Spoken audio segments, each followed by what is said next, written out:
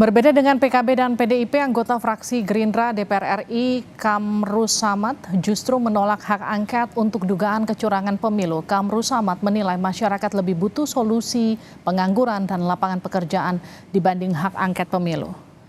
Anggota Komisi 11 DPR Kamru Samad menilai saat belusukan isu hak angket bukan isu yang populis.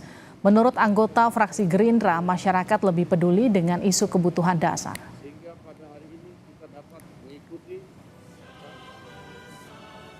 Kami di lapangan tentu juga mendengarkan aspirasi yang berkembang.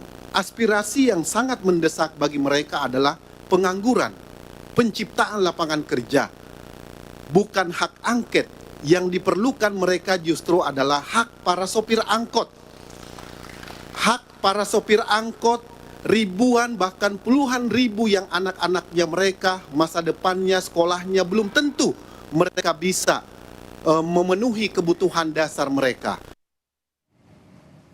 Berikut kami gambarkan potensi bila hak angket jadi bergulir di DPR. Hingga saat ini hak angket dugaan kecurangan pemilu tengah digulirkan kubu Parpol Ganjar Mahfud maupun kubu Anies Muhaimin. Peta kursi di DPR, partai pendukung Ganjar Mahfud kami totalkan bahwa PDIP dan P3 147 kursi, partai pendukung Anies Muhaimin, Partai Nasdem, PKB, dan PKS 167 kursi. Dan partai pendukung Prabowo Gibran, Partai Gerindra, Golkar, Demokrat, PAN jumlahnya 261 kursi. Namun kami tekankan kembali bahwa hak angket dugaan pemilu curang baru sebatas usulan, belum digulirkan di DPR.